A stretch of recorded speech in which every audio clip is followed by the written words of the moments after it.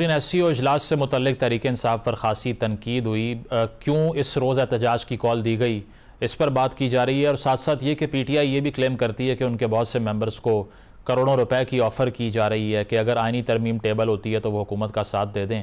इस सारी सूरत हाल में मौलाना साहब का जो स्टांस है उसको पीटीआई कैसे देख रही है, इस पर गुफ्तगू करते हैं। तहरीक इंसाफ के रहनुमा अहमद अवैस साहब हमारे साथ मौजूद हैं। अहमद साहब, जो एहतजाज की कॉल दी गई थी तहरीक इंसाफ की तरफ से, उस पर खासी तनकीद की हुकूमत ने कि एससीओ का जो जिस दिन इजलास है उसी रोज़ का इंतखाब हो गया था, तो इस पर क्या रिस्पॉन्स है पीटीआई का? क्योंकि गवर्नमेंट ने तो ये नैरेटिव बना लिया कि एक इंटरनेशनल स्टैचर की एक कॉन्फ्रेंस होने जा रही है और उस पर पीटीआई ने नेशनल इंटरेस्ट को कॉम्प्रोमाइज़ कर दिया, अपना सोचा सिर्फ।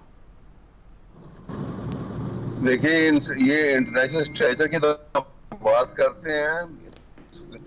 पहले तो मैं आपको ये बताऊं कि वो सिर्फ बार बार रिक्वेस्ट कर रहे हैं कि वो इतने दिन से मिलने नहीं दिया जा रहा, इसलिए कि इमरान खान की इतना है कि ही इज नॉट वेल।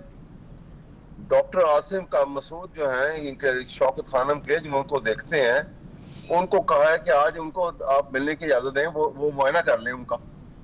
और ये अपनी कॉल भी फौरन उसके अकॉर्डिंगली वो कॉल ऑफ जो है वो कह चुके हैं कि हम इन द नेशनल इंटरेस्ट को खत्म कर लेंगे। लेकिन ये समझ नहीं आती कि इसमें क्या कबाहत है कि एक जेल में है वो और कोई उनके ऊपर कोई कन्विक्शन भी कोई नहीं है। एक अंडर ट्रायल उनको सिर्फ एक्यूज्ड है, क्योंकि जितनी कन्विक्शन थी वो तो सब में बरी हो गए हैं। तो ये एटीट्यूड जो है, ये इस किस्म का स्टबर्न एटीट्यूड जो है, इनह्यूमन एटीट्यूड, इनके मुताल्लिक उनको ख्याल नहीं आता। ये ख्याल आ रहा है कि जी वो इंटरनेशनल कॉन्फ्रेंस वाले तो वैसे मजाक उड़ाने सारे, एक नॉन जो है गैर नुमाइंदा हुकूमत बन के बैठी हुई है पार्लियामेंट के अंदर और वो इजलास बुला रही है। नहीं, वैसे तो 11 साल बाद चीन के वजीर आजम आए हैं, तो इस इशू के ऊपर आपको नहीं लगता कि स्टांस ऐसा लेना चाहिए जिसमें फिलहाल जो भी गवर्नमेंट रिप्रेजेंट कर रही है एससीओ में पाकिस्तान को? ये तो तैयार है जी, वो तो कह रहे हैं, पीटीआई तो कह रही है कि हम इसको खत्म कर लेंगे, कॉल ऑफ कर देंगे। उनको डॉक्टर को तो मिलने दें कम से कम। अच्छा, आप अडयाला जेल का जो इंतज़ामिया है जो कहती है कि ऐसा कुछ नहीं है कि उनकी तबीयत ख़राब है या उनको कैफेटेरिया अलाउड नहीं है या अखबार नहीं मिल रहा, आप उस पर भी ट्रस्ट नहीं करते? अगर ठीक है तो फिर वो एक मतलब है कि वहाँ के इंचार्ज हैं फेमस डॉक्टर, वो आगे भी इनका मुआयना करते हैं, वो अगर आके देख लेते हैं तो इसमें क्या बुराई है फिर? अच्छा, और इसके साथ साथ जो आइनी तरमीम पर हुकूमत अब कर रही है, मौलाना साहब ने भी ये कहा कि काफ़ी हद तक हम मांगी पैदा हो चुकी है, मुसवदे में जो चीज़ें जिस पर हमें एतराज़ था वो हुकूमत उम्मीद है वापस ले लेगी। तो पीटीआई फिर क्या फील कर रही है कि अगर मौलाना साहब चले जाते हैं हुकूमत के कैंप में तो आपके लिए तो लूज लूज गेम नहीं है ये?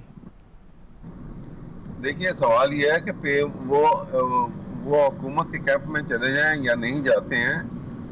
पीटीआई का तो बड़ा एक प्रिंसिपल स्टांस लिया हुआ है, और सो फार जो मौलाना से लेटेस्ट गुफ्तगू में भी उनका भी यही था कि ये जो कॉन्स्टिट्यूशन कोर्ट है, 200 केसेस सिर्फ कॉन्स्टिट्यूशन मैटर जो हैं जिनके, वो टोटल 200 केसेस है।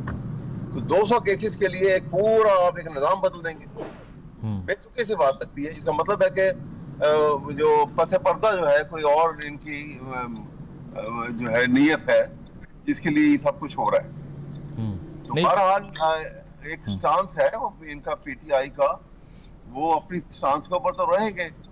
और अगर ये जिस तरीके से या गलत तरीकों से अगर ये अमेंडमेंट कर लेते हैं, क्योंकि कॉन्स्टिट्यूशन के अमेंडमेंट का ये तरीकेकार तो नहीं, आप ओपन डिबेट खोलेंगे, पार्लियामेंट में भी बात होगी, देखी जाएगी, फिर उसके में जैसे होगा।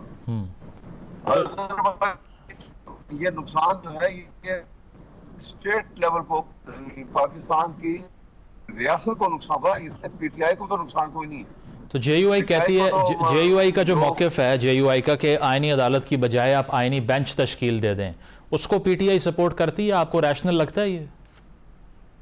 जी बिल्कुल, हमने तो ये आउटराइटली सपोर्ट किया इस बात को।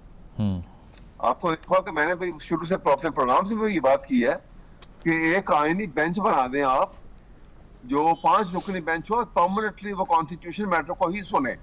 अच्छा। और जब मसला ठीक हो जाएगा सारा, और वो पर्पस भी सर्व हो जाएगा, और वो सुप्रीम कोर्ट के डिसिप्लिन के अंदर ही होगा। बिलावल भुट्टो साहब कह रहे हैं कि कायदे आज़म मोहम्मद अली जिन्ना ने सबसे पहले वफाकी आइनी अदालत की तजवीज़ पेश की थी, तो हम तो जिन्ना साहब का जो आइडिया था उस पर अमल कर रहे हैं। वो भुट्टो, उसको बिलावल को तो ये नहीं पता होता कि क्या कह रहे हैं वो किस कंटेक्स्ट में बात हुई थी, कभी उनसे ये भी तो पूछे। अच्छा, उस वक्त तो आइन भी नहीं बना हुआ था। नहीं, वो उन्होंने कहा कि जिन्ना साहब की ख्वाहिश थी कि ऐसा किया जाए। कहाँ ख्वाहिश थी वो बताए ना, कहाँ पे उनकी ये ख्वाहिश थी? वो स्पीच पूरी सुनी जाए, उसको पूरे कॉन्टेक्स्ट में देखा जाए कि वो क्या किस शक्ल में थी वो।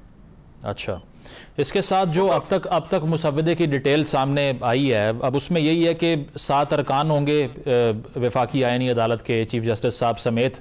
इसके अलावा आइनी अदालत के चीफ जस्टिस होंगे, 2 सीनियर तरीन जजेस जो हैं वो उसके रुकन होंगे, फिर अटॉर्नी जनरल का भी नाम है, बार काउंसिल का नुमाइंदा होगा, वजीर कानून होगा। तो ये जो फ्रेमवर्क है, इस पर भी एतराज़ है कोई आपको? ये बिल्कुल इस पे एतराज़ है, क्योंकि इसमें तो उनकी मेजॉरिटी है। आप देखिए, देखिए ना, ये तो मेजॉरिटी तो उनकी है।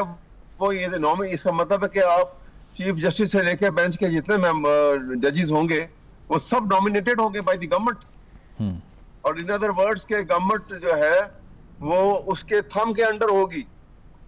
फेडरल कॉन्स्टिट्यूशन कोर्ट जो है वो directly under the control of executive होगी। तो फिर वो तो इंडिपेंडेंस ऑफ जुडिशरी का तो तस्वर ही खत्म हो गया उसके साथ। नाज़रीन, SCO इजलास को पाकिस्तान के लिए खासा अहमियत का हामिल करार दिया जा रहा है, और ये भी लोग कह रहे हैं कि सिफारती सतह पर पाकिस्तान मेज़बान ममालिक के साथ एक चैनल ऑफ कम्युनिकेशन शुरू कर सकता है।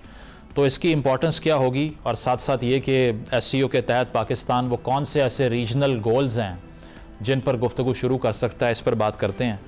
सीनियर तजिया निगार इम्तियाज़ गुल साहब हमें ज्वाइन कर रहे हैं। बहुत शुक्रिया इम्तियाज़ साहब आपके वक्त का। SCO का जो इजलास हो रहा है पाकिस्तान में, क्या सिग्निफिकेंस इसकी देखते हैं इंटरनेशनल स्टेज पे? गवर्नमेंट ये फील करती है कि 11 साल बाद चाइनीज़ PM पाकिस्तान आ रहे हैं, तो एक बहुत आम ये कॉन्फ्रेंस है। उसकी वजह ये है कि कुछ लोग ये भी समझते हैं कि जिस तरह NATO वेस्ट में है, ये उसके पैरेलल एक ऑर्गेनाइजेशन बनने जा रही है।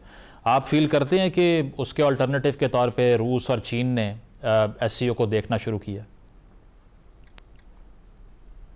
जी शुक्रिया। देखिए, SCO और NATO दोनों के अहदाफ बिल्कुल मुख्तलिफ हैं, और इसलिए अगर कोई इसको शंघाई कोऑपरेशन ऑर्गेनाइजेशन को NATO के मुतबादिल या उसके एक मुतवाज़ी क़ुव्वत के तौर पे देखती है, तो मेरा ख्याल है वो थोड़ा सा मुनासिब तज्ज़िया नहीं है, क्योंकि शंघाई कोऑपरेशन ऑर्गेनाइजेशन का बुनियादी मैंडेट, ये इब्तिदा हुई थी इसकी मनशियात के ख़िलाफ़ जंग से, और आहिस्ता आहिस्ता उसमें सिक्योरिटी का जो एलिमेंट है वो भी शामिल हो गया।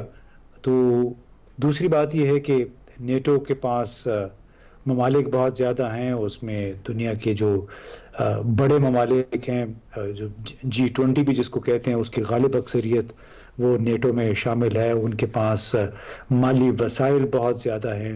वो इत्तेहाद उसको बने हुए 50-60 साल हो गए हैं। तो इस वजह से, और उसके फिर अहदाफ भी मुख्तलिफ हैं। बुनियादी तौर पे उसके अहदाफ हैं चीन और रूस को कंटेन करना, उनको उनके जो फैलता हुआ असर नफूज है उसको महदूद रखना।